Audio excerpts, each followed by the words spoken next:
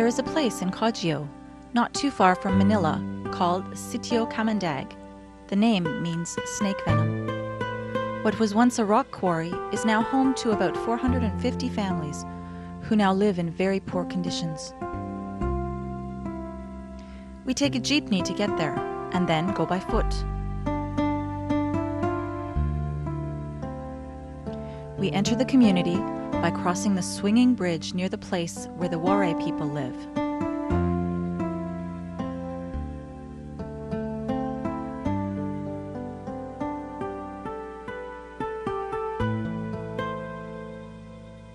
Or we can climb down the steep steps from the main road.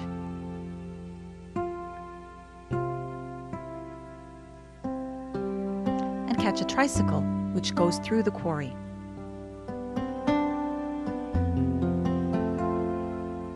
On a cooler day, it is pleasant to walk through this abandoned quarry. We cross the river through the quarry bridge, from where we can see the children playing and bathing in the water below.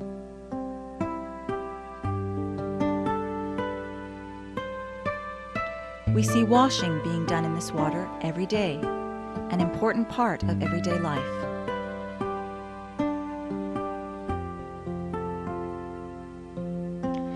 Despite the poverty of the people in Camandag, cleanliness in body and clothing is given great importance. Water is carefully collected and carried home. Their houses are flimsy and small. There is little concern for the cleanliness of the environment. Garbage is carried to the river.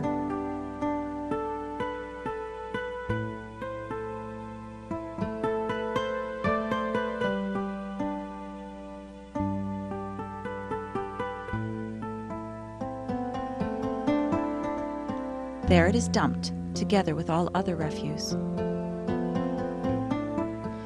This is a house in the Waray settlement in Camandag.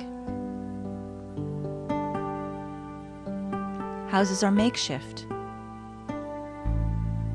And unemployment is very high. Indeed, the women have very little to support their growing families.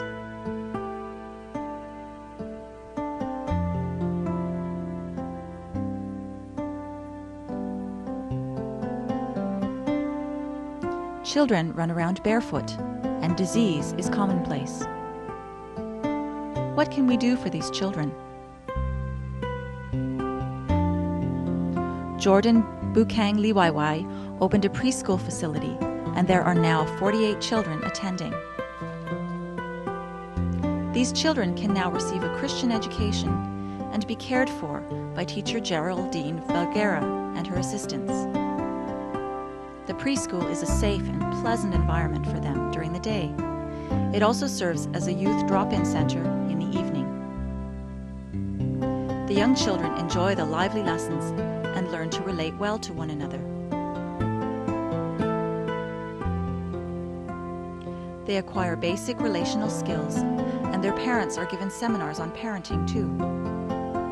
A loving atmosphere is absolutely essential for these small children to feel secure and cared for. When they go home, they remember the Bible lessons they have been taught. So what is life like for them in Sitio Camandag? Some of them live in very poor conditions, with parents who know little about the proper care of a family. Their mothers find it hard to cope themselves. Elizabeth Untritter, an OMF missionary, lives among the people of Sitio Camandag. She organizes and teaches Bible studies inside several homes. If there are too many, they just gather outside. The mandate is to bring good news to the poor. And what about the children when they grow up? How can we help them? The gospel must be demonstrated in action also.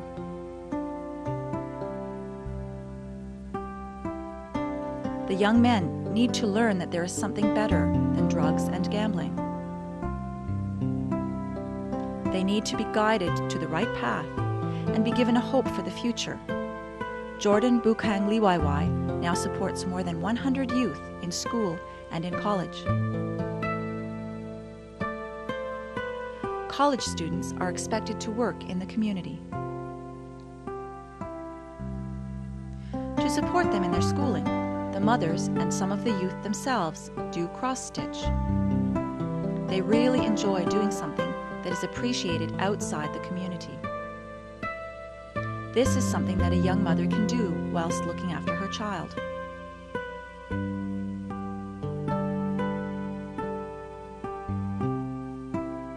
Every week, they bring the finished articles to this livelihood center in the community.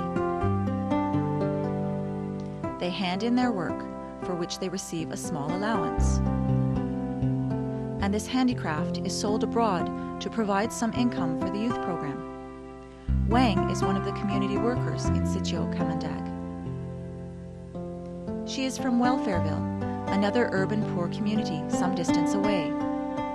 She was the first college graduate of Jordan Project and has become the area manager of Cogeo. Frederick is also a Jordan graduate. Today, he collects their savings for the community bank. It is important that the poor learn to save for the future. This is Cogeo Kamandag's new health clinic. It is recently completed, attached to the home of Elizabeth, who is a former pediatric nurse. Aside from medical and dental clinics, it is important that health and nutrition seminars are given so that common diseases, especially diarrhea, typhoid, and malnutrition, can be avoided. Prayer is the lifeblood of this work. The Jordan Bukhan Liwaiwai team know the importance of prayer in their own life. Only through prayer can there be spiritual breakthrough in this dark place of the snake venom. Please pray for the community workers here, like Lando, Frederick, and Wang.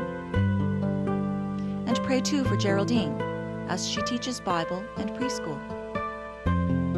Pray for Elizabeth, as she brings the gospel to these people in word and deed.